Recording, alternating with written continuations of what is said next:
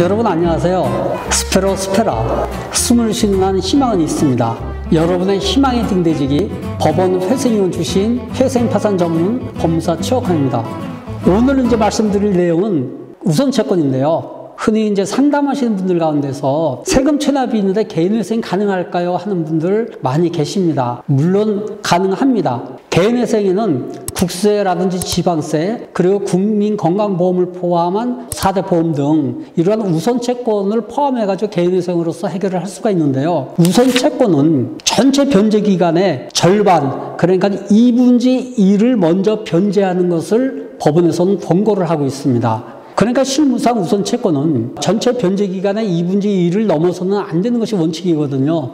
예를 들어서 국민건강보험과 지방세가 체납이 된 경우에 현재 변제기간이 3년이죠. 36개월 중 절반, 18개월을 넘는 변제기간으로 작성한 변제계획안을 법원에 제출하게 되면 법원에서는 이것을 인가를 잘 안 해줍니다. 보통 이제 18개월 동안 우선적으로 변제하고 나머지 18개월 동안은 일반 채권을 변제를 하도록 법원에서는 요구를 하는데요. 이거는 이제 일반 채권자들과 형평성을 고려한 것으로 보이고 있습니다. 그러면 채무자가 최저 생계비를 공제한 나머지 금액으로 18개월 동안 우선 채권을 변제를 할 수 없는 경우가 있을 수 있겠죠. 이런 경우는 그럼 어떻게 할까요?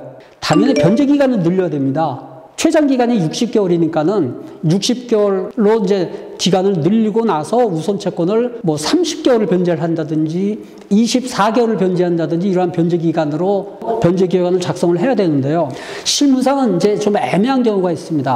우선 채권이 일반 채권보다 금액이 굉장히 큽니다. 기본적으로 이분은 개인회생을 신청을 할 수가 없습니다. 처음부터. 그러나 오늘 제가 여러분들에게 말씀드리고 싶은 거는 최근 제가 이제 처리한 사건이 이분이 총 채무액이 한 4억 정도 가까이 되시는 분인데 가용소득이 얼마 안 돼요. 그런데 변제계획안을 작성을 하다 보니까는 36개월 변제계획안으로 작성을 했거든요. 그러니까 18개월 동안은 우선채권을 도무지 변제를 할 수가 없습니다. 그래서 제가 22회까지 변제기간을 작성을 하고 23회부터 36회까지 일반 채권을 변제하는 변제계획안 작성해서 개인회생을 신청을 했거든요. 그런데 법원에서 이것을 개시 결정을 해줬습니다. 그게 왜 가능하냐면요. 우선 채권이 있는 경우에는 무조건 되고 전체 변제 기간의 2분의 1은 변제를 해야 된다고 다른 변호사님이라든지 법무사님들도 다 그렇게 말씀을 하시는데요. 꼭 그렇지는 않고요.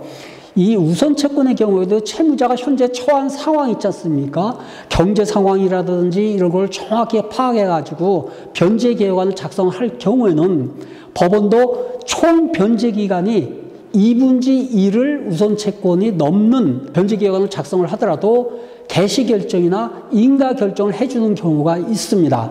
오늘은 우선권이 있는 채권이 총 변제 기간의 2분의 1을 넘는 경우에는 어떻게 할 것인가 라는 콘텐츠로 영상을 만들어 봤는데요. 2분의 1 변제 기간으로 우선 채권을 변제할 수 없다고 하더라도 개인회생이 처음부터 불가능한 것은 아니니까 포기하지 마시고 힘을 내시기 바랍니다.